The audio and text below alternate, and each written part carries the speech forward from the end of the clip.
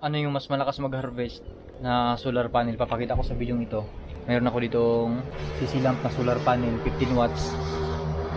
Tapos ito yung photovoltaic solar panel na foldable siya, pwedeng dalhin kahit saan. Pwedeng pwede ito sa mga outdoor activities natin kasi natutupi siya. Ito yung kagandahan dito. Papakita ko yung advantage at yung disadvantage ng dalawang ito. Ito, isa. Unang-una sa price nila, yung pagkakaiba nito. Ito nasa 499 kasama na shipping doon. Tapos ito nasa 574. Kunti lang yung difference ng dalawang yan, solar panel na yan. At yung capacity naman ng bawat isa na to, itong CC lamp 15 watts lang. Pero itong photovoltaic solar panel natin na foldable, nasa 30 watts. Pero hindi naman sila magkalayo based sa experience ko kasi ayan o, halos same lang naman. Yan, isa, dalawa, tatlo, apat. Isa, dalawa, tatlo, apat. May lamang lang na dalawang parang panel kasi to, yan o. Yan sa may CC lamp yan. Yan. Tapos yung ito naman, may lamang ng dalawa kaya hindi rin magkalayo. Kaya naging 30 watts ito 15 watts. Pero based sa experience ko, halos yun, hindi naman sila magkalayo kahit sa price. Kaya ayun, papakita ko sa inyo yung difference yan ng dalawang yan. Unang-una, itong depende kasi sa kung saan natin gamitin, kung paano natin gamitin yung solar na to. Para sa akin kasi ito yung dalawang CC lamp na to na binili ko hanggang ngayon. Ito yung gamit ko for everyday use. Pang-araw-araw ko talaga ito kasi wala kaming kuryente. Ito talagang gamit na gamit ko yung CC lamp na to sa dalawang power bank ko. Tag isa dito, isang power bank sina-charge ko dito, isa rin doon, kahit dalawa yung saksakan ng isang panel na to, pero isang power bank lang gamit ko para malakas yung harvest. Yan, hindi maabutan ng hapon, napupuno na yung dalawang power bank ko. Kasi may isa doon, isa dito. Yun yung ginagamit ko pang araw-araw. Hindi naman kasi totally drain yung aking mga power bank pag tina-charge ko dito eh. Yan. Pero ito hindi ko masyadong ginagamit kasi pang-reserve ko lang to kasi hindi siya pwedeng i-expose talaga sa tubig. Halimbawa umulan, pwede siyang mabasa, water resistant ito. Pwede siyang, kung maabutan ng ulan, walang problema. Wag lang talagang mababad.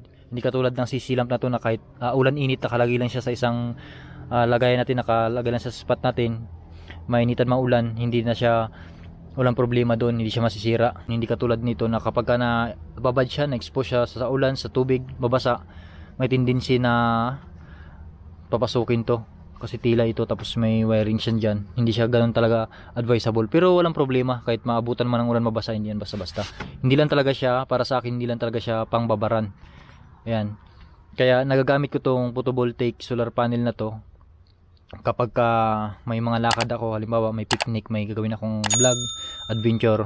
About naman sa kanyang harvest, kung ano yung mas malakas itong mag-harvest itong photovoltaic solar panel na foldable compare dito sa CC lamp. Kasi sa capacity naman nila itong CC lamp 15 watts lang ito.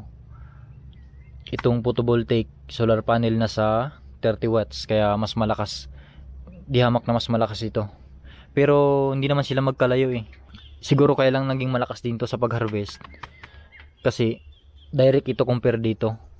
Hindi siya nagkakaroon ng tinatawag na power loss kasi sa CC lamp na to, mayroon siyang wire na mahaba ito, hanggang doon pa yan, abot yan sa baba. Doon yung mga power bank ko tina-charge para hindi siya mainitan, tsaka kahit maulan, safe siya doon sa baba. Dito naman sa photovoltaic solar panel ay direct na, yan kunting wire niya na lang. Yan, dito na natin isasaksak yung ating i-charge cellphone, power bank, pwede yan dyan. Yun na, wala na siyang ibang wire. Yan, wala nang ibang wire, direct na yan siya. Kaya hindi na nagkakaroon ng power loss. Malakas yung harvest niya. Ayun yung kagandahan nito para sa akin ng photovoltaic. Malakas yung harvest nito. Malakas siya. Depende pa to sa sikat ng araw. Halimbawa, tirik na tirik yung araw, kung gaano kalakas yung ng araw, tirik niya, ganun din yung harvest niya, malakas din. Kaya advice ko na kung gumamit kayo ng photovoltaic solar panel na to, dapat supported yung paggagamitan natin. Halimbawa fast charging yung cellphone natin or yung power bank natin para hindi siya masira. Hindi katulad nito na CC lamp na specific lang sa 5 volt in 1 amps kahit malakas yung tirik ng araw minsan, based na rin sa experience ko, yung harvest niya talagang nasa 5 volt in 1 amps lang. Kahit malakas pa yung tirik ng araw, hindi na talaga siya lalagpas doon kasi yung chief niya naka-specific siya doon At ito ay direct siya, hindi wala siyang parang yung shift na to, hindi talaga siya naka-specific sa 5 volt in 1 amps, kaya maganda to gamitin. Kaya gustong gusto ko tong gamitin sa aking rapo na power bank. Kasi yun nga, malakas yung harvest, yung ano nun, yung input nun may supported ng fast charging, lalo na yung type C, ginagamitan ko siya ng type C.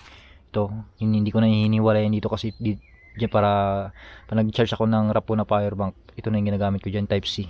Yan, sa power bank to, kasama to sa power bank na rapo na binili ko, dito ko na nilalagay. Kasi kapag malakas yung tirik ng araw, naka type C siya, kung gaano kalakas yung araw, ganun din kalakas yung harvest malakas din yung harvest niya. Kaya hindi masisira yung rapo ko kasi supported siya ng fast charging, mabilis siyang ma-full charge. Pag malakas yung araw, mapabilis tayo makapa-full charge. Nasubukan ko na 6 hours, kaya niya ma-full charge yung 30 watts na 30,000 mAh pala na rapo na power bank ko sa ano na to, sa solar panel na 30 watts na to, kasi yun nga, direct siya. Yan yung different ng dalawa na to. Pero yun nga, para sa akin, ito yung ginagamit ko talaga for everyday use. Pang araw-araw ko talaga to. Dito ko gina-charge yung dalawang power bank ko. Tag-isa sila, doon yung isa, dito yung isa. Sa dalawang ito, kung sa lakas ng harvest, ito mas malakas mag-harvest itong photovoltaic solar panel compare sa CC lamp. Yan yung pagkakaiba nilang dalawa. Depende naman sa atin kung paano natin gamitin, saan natin gamitin eh. Ito sa akin talaga to, hindi ko to ginagamit for everyday use. Talagang ano lang to, kapag umalis ako, dinadala ko kasi yung maliit lang oh. Pwede sa sling bag, lagi ko lang sa sling bag, dinadala ko to sa kahit sa bag, kahit aling bag natin ilagay, kasyang-kasya to eh. Ayan, kasi maliit lang siya. Kasama na yung rapo ko na power bank, kaya hindi ako nauubusan kahit may emergency man, napuntahan ako na walang power o walang kuryente, meron akong source.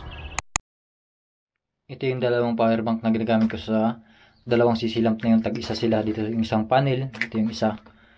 Ayan, para malakas talaga, makuha niya talaga yung, ma-harvest niya talaga yung ano ng solar panel, wala siyang kahati. Tapos ito naman yung isa. Ayun no, binabalutan ko na siya para hindi siya magasgas, katulad ng sarapo ko na to. May ano siya, para hindi siya magasgas.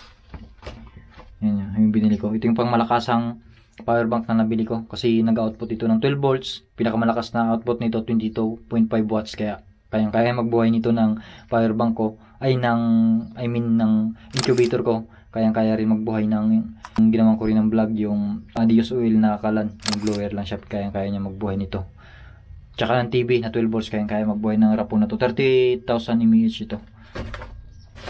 Yan, dito ko siya ginagamit kapag ito yung sinabi ko kanina, kapag ito yung ginamit ko na sana mabilis niya lang ma-full charge itong 30,000 mAh natin, kasi direct ito, malakas siya mag-output, tapos supported dito ng fast charging yung type C niya, kaya mabilis siyang ma-full charge gamit itong photovoltaic solar panel. Yan, combo talaga sila, yung the best yan, yung dalawa na yan.